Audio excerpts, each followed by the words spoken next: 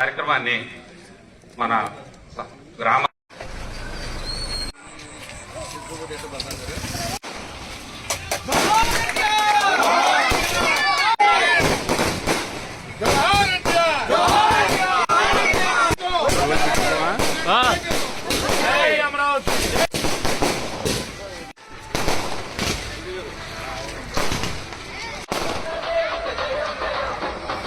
మన ఎమ్మెల్యే గారు చింతన ప్రభాకర్ గారు ఇచ్చేసారండి. అందరినీ కూడా గ్రామస్తులందరినీ కూడా ఈ కార్యక్రమంలో ఇన్వాల్వ్ చేసుకుని మరి జరిగినటువంటి విషయాలు అంతకుముందు జరిగిన విషయాలు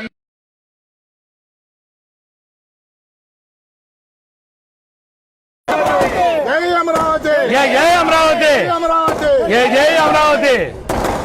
ఓకే, ఆ ఇష్యూ కూడా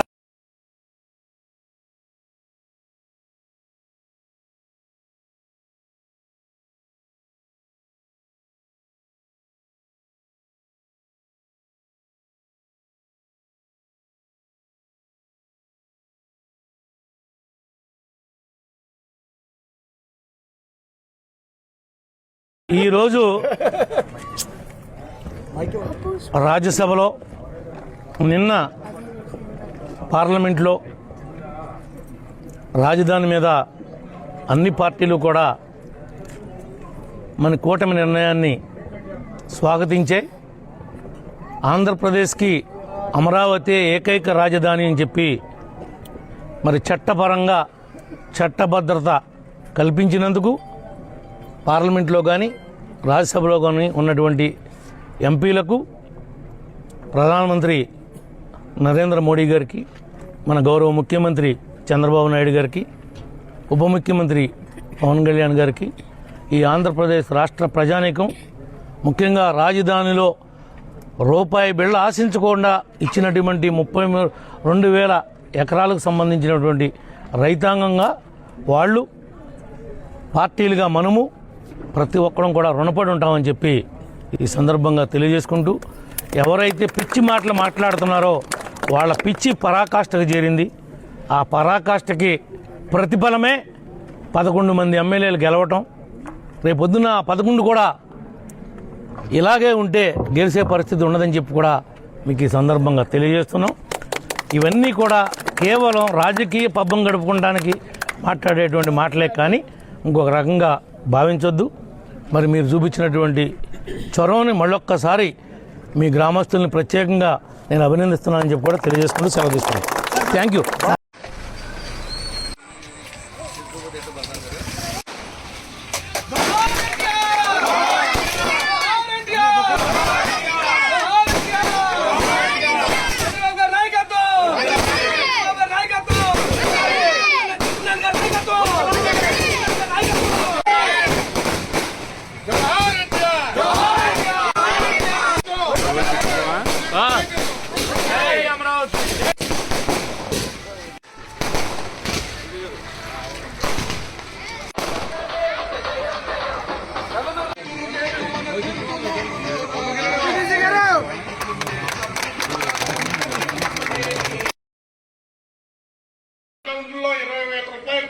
సందర్భాలు ఉన్నాయి, ఇంకా 10,000 రూపాయలు కొట్టిన సందర్భాలు ఉన్నాయి. అట్లా జనాన్ని భ్రమపెట్టి మీద ఉన్నటువంటి గౌరవంతోనండి వాళ్ళ బిహేవియర్ మారకపోతే రాబోయే రోజుల్లో కంపల్సరీగా పోతారు. అంచేతే మనం వాళ్ళ గురించి పట్టించుకోవాల్సిన ఇప్పటి వరకు మనం ఎట్లా ఉన్నామో, యూనిటీగా ఎట్లా ఉన్నామో అట్లాగే రేపు రాబోయే రోజుల్లో కూడా ఇది పంచాయతీ సర్పంచ్ అంటే మామూలు కాదు. రోజు ఏంటంటే ఒక గ్రామానికి సర్పంచ్ ఎటువంటి వాడో, ఒక గ్రామానికి సజ్జనులు కానీ ప్రెసిడెంట్ గారు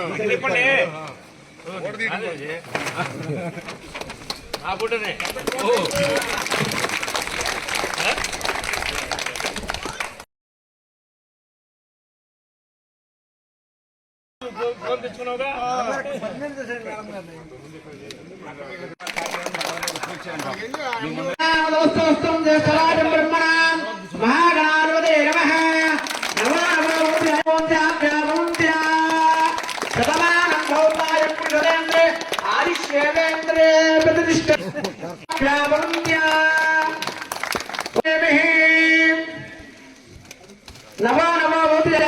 ముఖ్యంగా మన గ్రామ పంచాయతీ పరిధిలోకి వస్తే మరి 5 ఏళ్ళు 3 ఏళ్ళు అజ్ఞాతవాసం చేశాడు బలరాం గారు.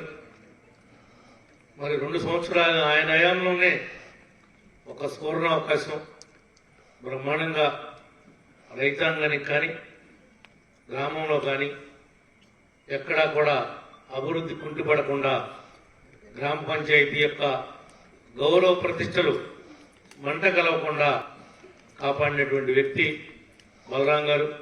ఎప్పటి నుంచో రాజకీయాల్లో ఉన్నటువంటి కుటుంబం, నా చిన్నప్పటి నుంచి కూడా నాకంటే కూడా రాజకీయాల్లో ఆయనే సీనియర్లు. అనేక ఆటుపోట్లని ఎదుర్కొన్నారు.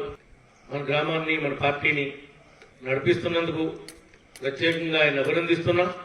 ఒక సీనియర్ నాయకుడిగా మన ప్రాంతంలో మన ఏరియాలో మరి ఆయన సేవలు కొనసాగించాలని, ఈ రోజుతో నా బాధ్యత తీరిపోయిందని, పంచాయతీ నా సంబంధం లేదని ఇంట్లో కూర్చోకుండా ప్రత్యేక అధికారి ఎవరినేశారు మీరేనా ఈఓపీఆర్డి ఎవరో వచ్చాడా? ఈఓపీఆర్డి గారు చెక్కుల మీద సంతకాలు పెడతాకి ఉన్నా గ్రామం అంతా కూడా కొత్త బోర్డుని మీ అధ్యక్షతను ఏర్పాటు చేసి మళ్ళీ నడిపించే వరకు కూడా మీరే బాధ్యతను నిర్వహించాల్సిందిగా మనస్ఫూర్తిగా కోరుకుంటున్నాం. దీన్ని మన బాధ్యత 100కి 100 పాళ్ళు. ఎవరికి రిజర్వేషన్లో ఏ అవకాశం వచ్చినా మనందరం కలిసి కూటమి మరలా తెలుగుదేశం సంబంధించినటువంటి వాళ్ళే సర్పంచ్ ఎంపీటీసీ అవుతారు తప్ప పెద్దగడ పుట్టిన తర్వాత వేరే వాళ్ళకి అవకాశం రాలేదని నేను అనుకుంటున్నా. ఇంకెప్పటికి కూడా వాళ్ళ ఆశలన్నీ కూడా పగటి కళ్ళలాగానే మిగిలిపోతాయని చెప్పి కూడా మీకు తెలియజేస్తున్నాను. మీకు గుర్తుందో లేదో, మనం ఎంపీటీసీలుగా, మనం సర్పంచ్లుగా, మనం జడ్పీటీసీలుగా నామినేషన్ వేస్తుంటే ఈ రాష్ట్రంలో ప్రజాస్వామ్యాన్ని ఏ విధంగా అపహాస్యం చేశారో మీరేమన్నా మర్చిపోయారేమో, కానీ నాకు ఇంకా గుర్తే ఉంది. అవన్నీ పునరావృతం అవుతాయని చెప్పి కూడా మీకు ఈ సందర్భంగా తెలియజేస్తా ఉన్నా. మీరెవ్వరికి ఏ రకమైనటువంటి సందేహం అవసరం లేదు. మీరిచ్చిన బలం, మీరిచ్చినటువంటి స్ఫూర్తి ఈనాడు 5,50,00,000 రూపాయలతో బలరాం గారు అధ్యక్షతన అన్ని రోడ్లు మీరు పోసుకున్నారంటే అది పోసుకుంది మీరైనా నేను నాకు వెన్నెముక లాంటి గ్రామానికి నేను ఇచ్చాననే తృప్తి నాకు ఉందని చెప్పుకోవడం మీకే కాదు, వైఎస్ఆర్ పార్టీ నాయకులు ముందుకొస్తే కూడా వాళ్ళకు కూడా పంపించమని చెప్పి కూడా 1-2 సందర్భాల్లో వాళ్ళ పొలాల్లో కూడా రోడ్లు వెళ్ళాలి కదా, వాళ్ళకు కూడా పోయిందని చెప్పి కూడా మనం మీకు చెప్పడం జరిగింది. అది ఎంత మేరకు వాళ్ళు ముందుకు వచ్చారో మీరు పోసారో నాకైతే తెలియదు. కానీ మనం పోసిన రోడ్లలోనే వాళ్ళలో ఎక్కువ మంది నడిచేటువంటి అవకాశం ఉందని మాత్రం నేను గుర్తించాను. మరి ఇంత పెద్ద ఎత్తున మన రైతాంగం ముందుకొచ్చినందుకు ప్రతి రైతుని అభినందిస్తున్నాం. ఎందుకనంటే మీరు పొలంలోకి వెళ్ళాలంటే అర్ధరైతులైనా అపరైతులైనా కారు కూడా మీ పొలంలో తీసుకెళ్ళగలేటువంటి పరిస్థితిని మీరు మీ గ్రామంలో తీసుకొచ్చారు. నియోజకవర్గంలోనే కాదు, రాష్ట్రంలో ఇంత తక్కువ పీరియడ్లో ఇంత పెద్ద ఎత్తున పనిచేసినటువంటి గ్రామంగా మీరు రికార్డు బద్దలు కొట్టారని చెప్పి కూడా మీకు ఈ సందర్భంగా తెలియజేస్తున్నా. ఆ వర్కులన్నింటినీ కూడా తనిఖీ నిమిత్తంగా మరి కేంద్ర రాష్ట్ర ప్రభుత్వాలు మీ ఊరికి ప్రత్యేకంగా విజిలెన్స్ కూడా పంపిస్తున్నారు. ఆ వర్కులు పరిశీలించడానికి నిజంగా వీళ్ళు చేశారా, చేయకోకుండానే ఇన్ని కోట్లు బిల్లులు పెట్టారా అనేటువంటి సందేహం కూడా ఏర్పడే విధంగా ఇన్ని రోజుల్లో ఎట్లా పోశారు, ఇది ఎలా సాధ్యపడిందని ఒక ఆశ్చర్యాన్ని ప్రతి ఒక్కరూ కూడా నా దగ్గర వ్యక్తం చేస్తున్నారు. కావాలంటే రండి చూసుకోండి అని చెప్పి మనం కూడా చెప్పడం జరిగింది. ఇంకా అవన్నీ కూడా ఇంకా ఎక్కడైనా మిగిలిపోయి ఉంటే కూడా రాబోయే రోజుల్లో పూర్తి చేసి తీరుతాం. ఎక్కడ లేని విధంగా పెరగడాన్ని ఒక ఆదర్శవంతమైన గ్రామంగా తీర్చిదిద్దాల్సిన బాధ్యత మా మీద ఉంది. మరి నేను 3 పర్యాయాలు మీ అందరి యొక్క సహకారంతో శాసనసభ్యుడిని అయ్యాను. మొన్న పోరాడారు.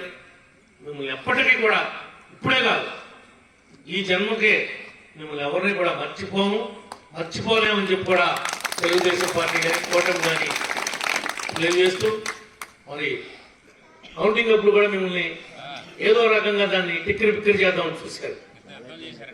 ఇప్పుడు చూద్దులేండి మీరు ఎన్ని ఇబ్బందులు పెట్టారో ఏం జరిగిందో ఎవరిది ఆడకే తిరిగి వస్తుంది. మీరు నేర్పిన విద్యలే రేపొద్దున అందరూ ప్రదర్శిస్తారు.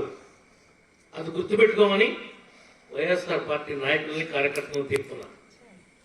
మీరు ఈ రాష్ట్రంలో చేసినటువంటి అరాచకం, ఈ నియోజకవర్గంలో చేసినటువంటి వ్యవహారాలు ఏది ఎవరు కూడా మర్చిపోరు. ఏదో మేము అది చేశాము ఇది చేశాము మేము చేసిన దానికి సాటి లేదని మాటల్లో చెప్పటం కాదు, చేతల్లో చేసి చూపించాలని చెప్పి నేను అడుగుతున్నాను.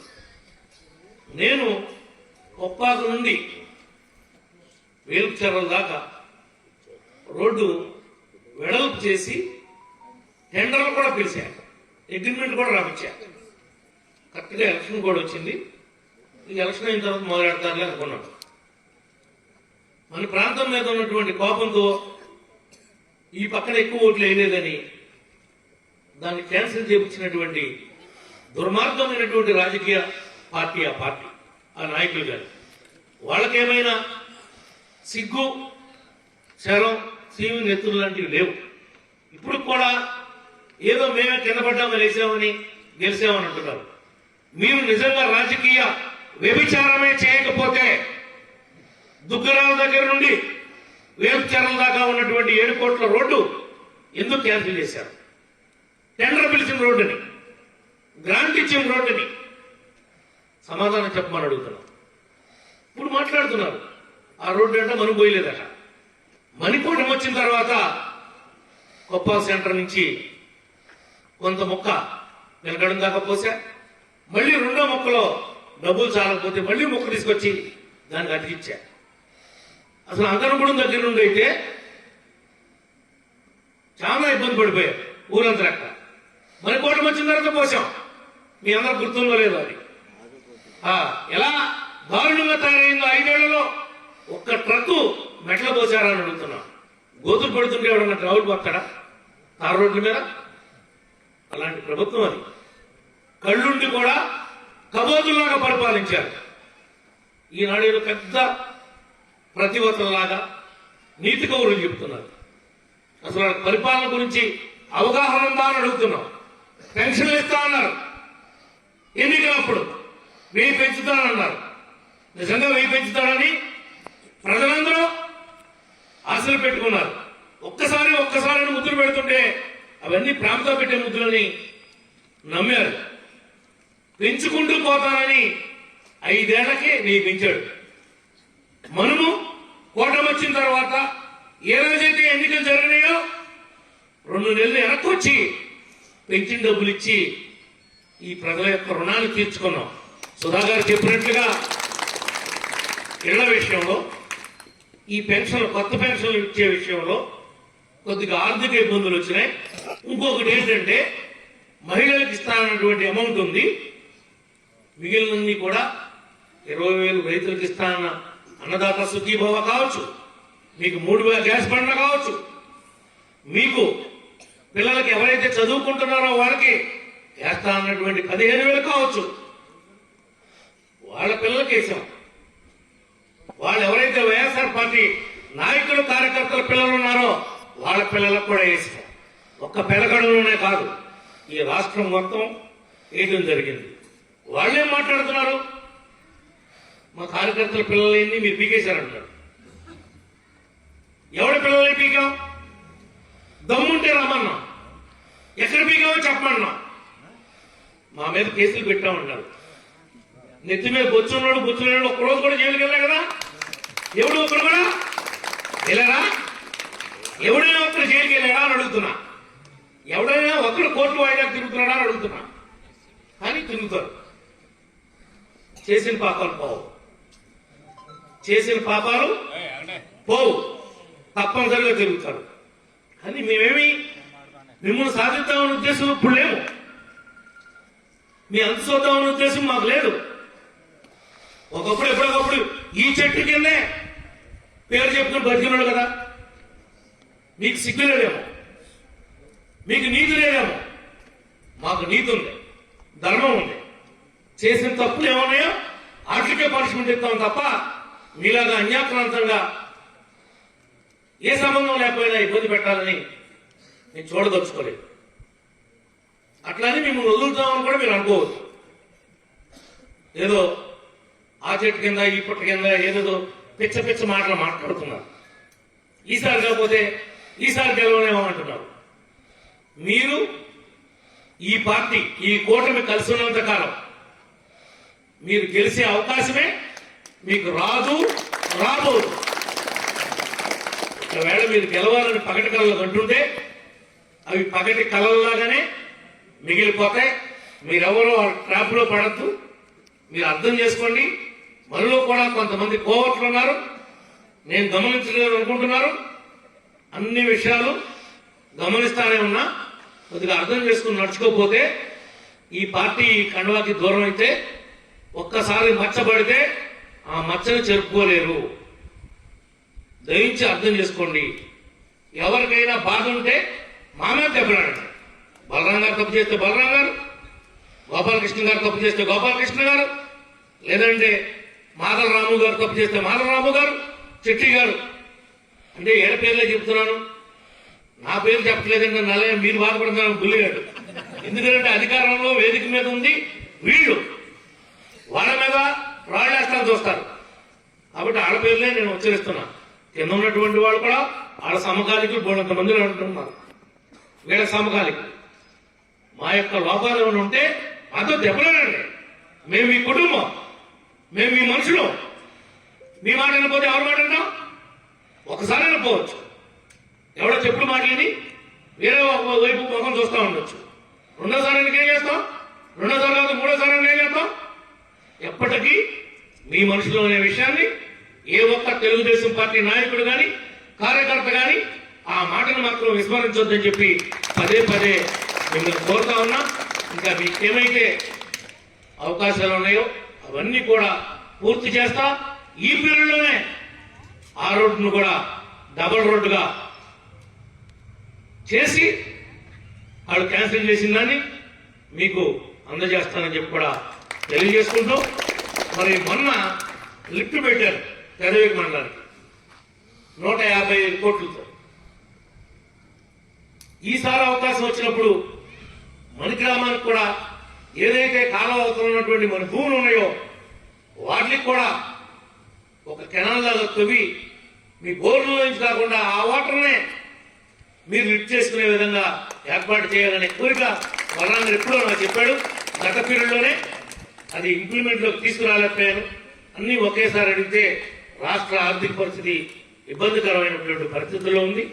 ఇప్పట్లో అది మనం అడిగిన ముఖ్యమంత్రి గారు పోసేస్తారనే ఉద్దేశంతో దాన్ని నేను అడగలేదని చెప్పి కూడా మీకు తెలియజేస్తున్నా. కానీ ఏదో ఒక రోజు మన గ్రామానికి కూడా అవతల పక్కకు కూడా నీళ్లు వచ్చేటువంటి పరిస్థితిని ఏర్పాటు చేయాలని చెప్పి నేను మనస్ఫూర్తిగా కోరుకుంటున్నా. ఇటు నుంచి కాకపోయినా అటు ముస్లిం నుంచి వచ్చేటువంటి దాని నుంచి అయినా సరే ఇటు లింక్ చేస్తానికి ప్రయత్నం చేస్తానని చెప్పి కూడా తెలియజేసుకుంటూ, మరి పెద్ద ఎత్తున ఈ కార్యక్రమాన్ని నిర్వహించినటువంటి మీ అందరికి కూడా హృదయపూర్వకంగా ధన్యవాదాలు తెలియజేస్తున్నా.